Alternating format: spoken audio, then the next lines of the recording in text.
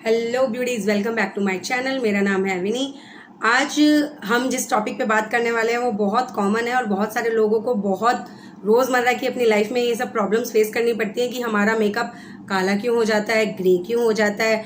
हम मेकअप करते हैं, उससे पहले हम अच्छे लगते हैं, मेकअप करने के बाद हमारा फेस अलग सा लगता है। तो ये छोटी छोटी जो प्रॉब्लम्स हैं, इन सारी प्रॉब्लम्स का सलूशन आज की वीडियो में मिलेगा आपको।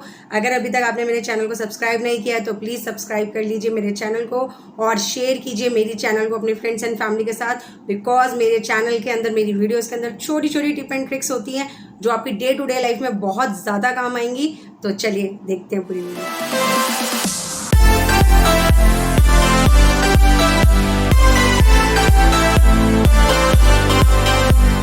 पहले आता है फेस वॉश।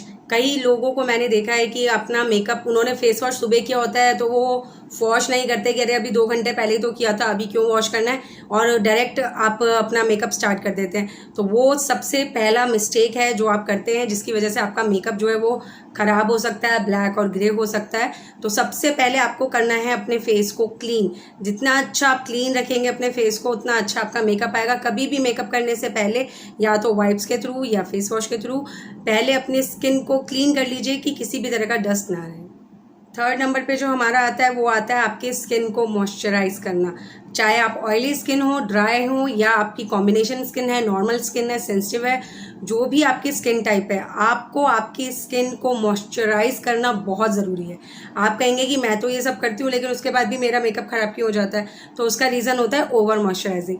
कभी कभी हम लोग क्या करते हैं कि यार बहुत अच्छे से मॉइस्चराइज़र हमने लगा लिया, बहुत अच्छा लग रहा है। देखिए, जितना आपके स्किन को मॉइस्चराइज़र एब्जॉर्व करना होता है वो 2 से 3 मिनट के अंदर उतना ले लेती है। उसके ऊपर जो भी है उसे आप एक जो वेट टिश्यू होता है उससे लीजिए और ऐसा डैब डैब करके उससे निकाल दीजिए जो भी एक्स्ट्रा है। बिकॉज एक्स्ट्रा मॉइस्चराइजिंग होने के बाद भी अगर आप मेकअप लगाते हैं तो वो भी आपके फाउंडेशन और उन सब चीज़ों से मिक्स होकर आपकी स्किन को ब्लैक कर देता है। तो ये हमेशा याद रखिए कि ओवर मॉइस्चराइजिंग हमें नहीं करनी है। मॉइस्चराइजिंग करनी है, डेली करनी है, पर ओवर नहीं करनी है।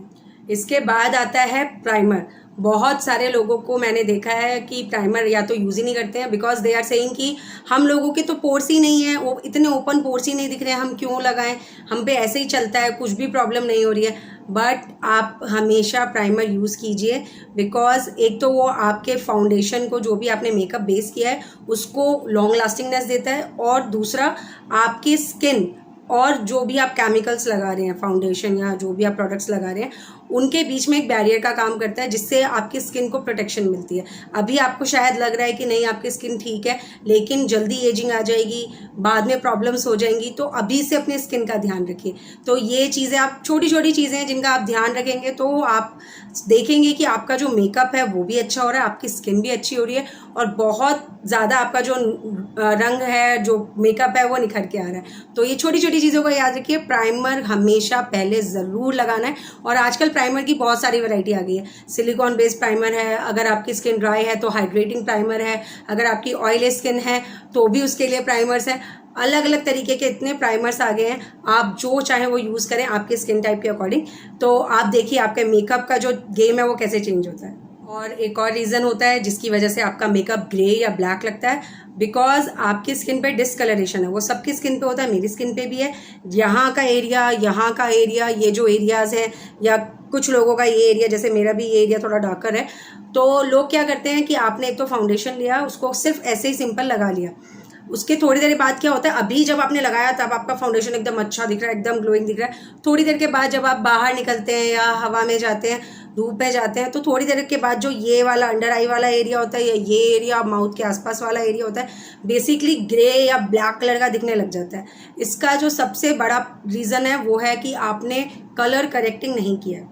अगर आप फाउंडेशन यूज़ कर रहे हैं, अगर आप मेकअप यूज़ कर रहे हैं, तो मेकअप के जो थोड़ी छोटी छोटी टेक्निक्स होती है जो आपको कंपलसरी करने चाहिए, जो आप उनके रूल्स हैं उनको फॉलो कीजिए। बिकॉज डिस्कलरेशन की वजह से क्या होता है, अब ये एरिया जो है ये ऑलरेडी डार्कर है, आपने इसके ऊपर फाउंडेशन लगाया, थोड़ी देर के बाद ये इससे कॉम्बिनेशन में फाउंडेशन उसमें जाएगा, ऑक्सीडाइज होगा, ये एरिया आपका जो ऑलरेडी आपका डार्कर था उसमें आपने फाउंडेशन लगा दिया, तो थोड़ी देर बाद वो क्या हो जाएगा, वो ग्रे हो जाएगा, या फिर कई लोगों का ब्लैक हो जाता है। ये एरिया अलग से दिखता है। मैं पिक्चर्स शेयर करती जाऊँगी साथ के साथ, जिससे आपको क्लियर हो जाए कि क्या क्या प्रॉब्लम्स हैं। ठीक है। तो ये वाला जो एरिया है ये ब्लैक होता है। तो इसके लिए जिन लोगों का डार्कर एरिया है, जिन लोगों का ज़्यादा ब्लैक में, ज़्यादा डार्कर ब्राउन में आता है, उन लोगों को ऑरेंज करेक्टर यूज़ करना है। जैसे मेरा है, हल्का डिस्कलरेशन है, ज़्यादा नहीं विजिबल है, तो आप जैसे लोगों को, मेरी स्किन टाइप जैसे लोगों को, जिनका मेरा स्किन जैसा शेड है, उन लोगों को पीच कलर का करेक्टर या फिर जो आपकी स्किन शेड है उससे एक शेड डार्कर वाला जो करेक्टर होता है वो आपको यूज़ करना है। उसके बाद आप फाउंडेशन अप्लाई कीजिए। तो ये एक छोटी सी और मिस्टेक है।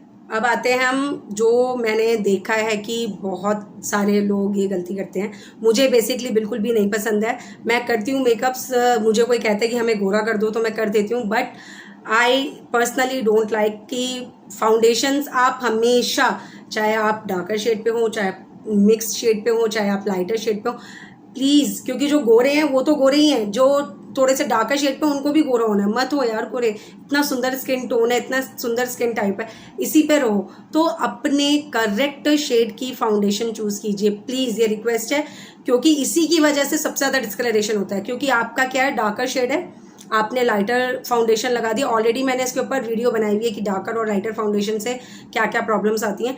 तो अगर आपका जो फेस है वो डार्कर है और आपने लाइटर फाउंडेशन यूज़ किया, तो आप जब डार्क कलर के किसी भी चीज़ के ऊपर लाइट कलर का पेंट लगाएंगे तो उसके बाद थोड़ी देर के बाद वो क्या करेगा, वो नीचे वाला कलर और ऊपर वाला कलर मिक्स होना चालू हो जाएगा। तो उससे क्या होगा, फिर वो ग्रे और ब्लैक दिखता है। आपने बहुत सारे लोगों को देखा होगा जिनका डार्कर टोन है, जिन्होंने अपने आप से, अपने लिए ही, किसी बिना मेकअप आर्टिस्ट के आपने मेकअप कर लिया है एंड आपने बुला लिया। कई मेकअप आर्टिस्ट भी कर देते हैं कि डायरेक्ट फाउंडेशन लगा दिया बिना कलर करेक्टिंग के, तो उनका भी ग्रे और ब्लैक हो जाता है। तो अगर आपने खुद से वो लगा लिया तो आप सोचिए कि थोड़ी देर के बाद ना आपको अलग से, इतना एरिया अलग से वो ग्रे, अजीब, बहुत लोगों का मैंने देखा है, बहुत वर्स दिखता है। तो प्लीज़ कभी भी अपने स्किन टाइप का, जो आपके स्किन टोन है, जो आपकी स्किन टाइप है, उसी का ही प्रोडक्ट खरीदिए। उसके बाद आती है बारी कंसीलर्स की। कंसीलर बहुत कॉमन चीज़ हो गई है, सब लोगों को आजकल पता चल गया कि कंसीलर क्या होता है। कंसीलर का शेड भी जो आपकी एकदम परफेक्ट टोन है, परफेक्ट टोन, उसका ही लेना है। कंसीलर का शेड भी ऐसा नहीं है कि हमने लाइटर ले लिया, हाईलाइट करने के लिए ले रहे हैं आप, वो एक अलग बात हो गई है। अदरवाइज जब आप नॉर्मली, जैसे आप अभी नॉर्मली हैं, हमें खुद से मेकअप करना है, तो प्लीज़ प्लीज़ प्लीज़ अवॉइड कीजिए कि आप लाइटर शेड का कंसीलर लें। सेम प्रॉब्लम देगा वो भी, आप जहाँ लगाएंगे वहाँ से वो डिस्कलरेशन चालू कर देगा और आपका मेकअप जो है वो ख़राब दिखने लग जाएगा। तो कभी भी जो आपका परफेक्ट शेड है उसी शेड का आपको कंसीलर चूज़ करना है। एक और मिस्टेक जो मैंने बहुत सारे लोगों को करते हुए देखा है, शायद मैंने भी पहले करी थी बहुत सारी वीडियोस के अंदर, कि आप अपनी फाउंडेशन के अंदर ऑयल मिक्स कर दे रहे हैं। किसी भी तरीके का फेशियल ऑयल जो आता है वो आपने मिक्स कर दिया कि अरे उससे स्मूथ हो जाएगा, मेरा ड्राई स्किन है उस पर ज़्यादा अच्छा लगेगा। गलत, मैंने भी की है वो गलती, इसलिए मैं आपको बता रही हूँ, बिल्कुल गलत है। आप अपनी स्किन प्रिपरेशन अच्छे से कीजिए। जब भी आप मेकअप कर रहे हैं, अगर आप ड्राई स्किन है तो अच्छे से मॉइस्चराइज कीजिए, अच्छे से उसको प्रिपेयर कीजिए। पहले स्किन केयर डेली कीजिए, मेकअप से पहले प्रिपरेशन अलग तरीका है, वो भी कीजिए, ठीक है। अगर आपकी ऑयली स्किन है, आप कह रहे हो नहीं मेरे को तो इतना ऑयल आ रहा है, फिर मैं क्यों लगाना। देखो, ऑयली स्किन के लिए आजकल बहुत सारे जेल बेस, वाटर बेस, बहुत सारे प्रोडक्ट्स मिलने लग गए हैं, आप वो यूज़ कीजिए प्लीज़। क्योंकि अगर आप नहीं लगाएंगे, आप मिक्स करके कुछ लगा रहे हैं फाउंडेशन के साथ में, वो मिक्स होके क्या कॉम्बिनेशन बनता है, थोड़ी देर के बाद वो ऑक्सीडाइज होके क्या करता है, क्योंकि फाउंडेशन जो है वो हवा में आते ही ऑक्सीडाइज होती है। बहुत सारी फाउंडेशंस होती हैं, सारी नहीं होती हैं, कुछ फाउंडेशंस होती है, तो आपको नहीं मालूम है कि वो क्या रिएक्ट करने वाली है आपकी स्किन पे।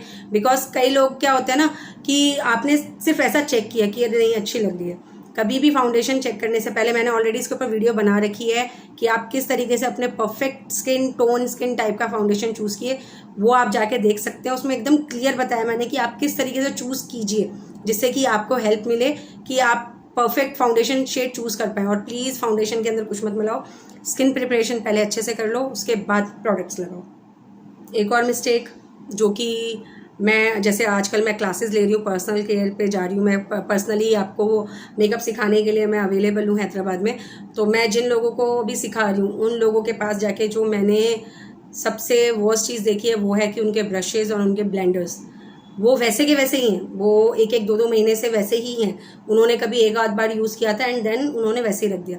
ब्रश के अंदर, ब्लेंडर के अंदर बैक्टीरिया पनपता है, तो इनको क्लीन रखना बहुत ज़्यादा ज़रूरी है। आप अगर कम मेकअप करते हैं तो आपने अगर ब्रश को मैं जो एडवाइस देती हूँ, अगर आप पर्सनल आपकी किट है तो अगर आप यूज़ करते हैं तो अगर आपने 1 से 2 हफ्ते के अंदर 1 या 2 बार आपने ब्रशेज़ यूज़ करे हैं, ओके, अब उसको क्लीन कर दो। ब्लेंडर को भी आपने अगर यूज़ किया तो उसको क्लीन करो, प्लीज़ क्लीन करके रखो, ठीक है ना। ब्रशेज़ को ज़्यादा नहीं साफ़ करना चाहिए कि बिकॉज उनके ब्रिसल्स ख़राब हो जाते हैं, बट इतना ज़्यादा लॉन्ग टर्म के लिए भी गंदा नहीं रखना चाहिए, ठीक है। तो ये चीज़ें ध्यान रखिए कि जो भी आप प्रोडक्ट्स यूज़ कर रहे हैं, बिकॉज ब्रशेज़ और ब्लेंडर्स जो हैं वो हेल्प करते हैं आपके जो भी आप प्रोडक्ट्स लगा रहे हैं उनको अच्छे से ब्लेंड करने में, अच्छे से आपके फेस पे दिखाने के लिए। तो उनकी क्लीननेस का ज़रूर ध्यान रखिए, उनको टाइम टू टाइम वॉश करते रहिए, बिकॉज उसके अंदर जो बैक्टीरियल प्रॉब्लम्स शुरू हो गई हैं, पहले का फाउंडेशन लगा हुआ है, आपने कहा अरे मैंने तो लगाया है, फिर से आपने लगा दिया, वो भी एक डिस्कलरेशन और आपकी जो अच्छी खासी फाउंडेशन है उसको ख़राब कर सकता है। एक और कॉमन प्रॉब्लम जो है वो है प्रोडक्ट्स ज़्यादा लगा लेना। ओवर प्रोडक्ट्स लगाने से, ओवर केकी मेकअप करने से भी आपकी फाउंडेशन और आपका जो मेकअप है वो ख़राब दिखता है, अच्छा नहीं दिखता है। ज़्यादा नहीं लगाना है, जितना मिनिमम आपकी स्किन पे ज़रूरत है। मेरी स्किन पे यहाँ एक छोटा सा पिंपल है, बाकी स्किन पे मुझे नहीं लग रहा कि अरे यार बहुत कुछ लगाना है, तो मेरे को सिर्फ इसको छुपाना है, तो मैं यहाँ कलर करेक्टिंग करूँगी या यहाँ कंसीलर लगाऊंगी, मुझे सारे चेहरे पे लगाने की ज़रूरत नहीं है। तो ये चीज़ों का ध्यान रखिए कि मेकअप आपको सुंदर बनाने के लिए, आप उसको मैस मत कीजिए किसी भी तरीके से। नेक्स्ट कॉमन प्रॉब्लम जो है कि बहुत सारे लोगों को यही नहीं पता कि उनके प्रोडक्ट एक्सपायर हो चुके हैं। मैंने बहुत सारे लोगों को देखा है कि जा रहे हैं, देख रहे हैं, बट उनके जो प्रोडक्ट्स हैं वो एक्सपायर हो चुके हैं, वो 2-2, 3-3 साल से वही चीज़ें यूज़ कर रहे हैं। हर फाउंडेशन बॉटल के पीछे, हर कंसीलर के पीछे लिखा हुआ होता है कि उनकी कितनी शेल्फ लाइफ है, तो प्लीज़ आप उसी तरीके से उन्हें यूज़ कीजिए। अगर वो एक्सपायर हो गए हैं तो ये नहीं कि अरे यार मैंने तो यूज़ ही नहीं करा, मैं क्यों उसको फेंक दूँ, कुछ भी नहीं हो रहा है। नहीं, प्लीज़, आपकी स्किन ख़राब हो जाएगी, अभी नहीं होगी, थोड़े टाइम बाद हो जाएगी, फेंक दो, एक्सपायर होते ही फेंक दो। इवन लिपस्टिक्स को भी फेंक दो। अब आप मुझे बोलोगे कि विनी जो भी आपने अभी तक जितनी भी चीज़ें बोली हैं वो सब हम करते हैं, उसके बाद भी हमारा जो फाउंडेशन है वो ऑक्सीडाइज हो जाता है। तो देखो, इसका एक छोटा सा प्रॉब्लम है कि जो भी आप फाउंडेशन अप्लाई कर रहे हो, फाउंडेशन क्या होते हैं, कई फाउंडेशंस एयर से टच होते हैं, हवा में आते ही, और मतलब स्किन पे लगते ही हवा लगी और वो ऑक्सीडाइज हो गई। तो ऐसी फाउंडेशंस के लिए कभी भी ये याद रखिए कि जब भी आपने फाउंडेशन अप्लाई की है उसके बाद आप उसे लूज़ पाउडर से या जो भी आप कॉम्पैक्ट पाउडर यूज़ कर रहे हैं उससे ही आप उसे फटाफट सेट कर ले, 2 से 3 मिनट के अंदर अंदर, जितना आप, जब आपका ब्लेंडिंग ख़त्म हो गया उसके बाद सबसे पहला काम अपने फाउंडेशन को लूज़ पाउडर से सेट करना है। तो इसकी वजह से भी बहुत सारे लोगों का जो मेकअप है वो ऑक्सीडाइज होता है। और इसी से मुझे एक चीज़ और याद आई है कि बहुत सारे लोगों के पास में, अगेन जैसा फाउंडेशन के लिए मैंने बोला, सेम प्रॉब्लम, कॉम्पैक्ट पाउडर या जो भी आपने अपने लिए पाउडर रखे हुए हैं, लूज़ पाउडर, वो आपने अपने स्किन टाइप, स्किन टोन के हिसाब से ले ही नहीं रखे हैं, वो आपने लाइटर शेड ले रखे हैं, तो वो वापस आपके मेकअप को ख़राब करेंगे। बिकॉज आपने फाउंडेशन करेक्ट शेड की लिया, कंसीलर करेक्ट शेड का लिया, लेकिन आपने जो लूज़ पाउडर लिया है उसे आपने अपने स्किन शेड से लाइटर ले लिया है या डार्कर ले लिया है, तो उसकी वजह से भी आपका मेकअप जो है वो ऑक्सीडाइज हो सकता है, ख़राब हो सकता है, ग्रे दिख सकता है, ब्लैक दिख सकता है। छोटी छोटी चीज़ों का ध्यान रखिए अपनी डे टू डे लाइफ में मेकअप के अंदर, तो देखिए आपका मेकअप कितना सुंदर होगा। मेरा काम सिर्फ इतना है कि मैं आपको बताऊं कि आप किस तरीके से अपने आप को, अपने मेकअप को कितना अच्छा मेंटेन कर सकते हैं, क्योंकि मेरा सिर्फ एम ही यही है कि मैं आप लोगों को एक अच्छे तरीके से मेकअप खुद का करना सिखा दूं, एटलीस्ट आप खुद के लिए तैयार हो सके। तो ये छोटी छोटी टिप एंड ट्रिक्स हैं, याद रखा कीजिए, जिनकी वजह से आपका जो मेकअप है वो अच्छा रहे, स्मूथ रहे।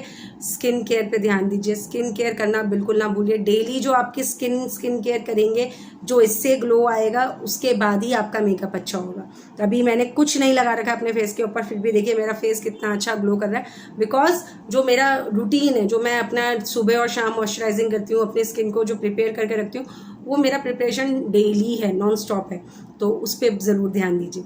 इसी तरह की और अच्छी अच्छी वीडियोस क्या देखना चाहते हो, क्या समझना चाहते हो, मुझे बताओ, मैं उस चीज़ का आंसर करूँगी।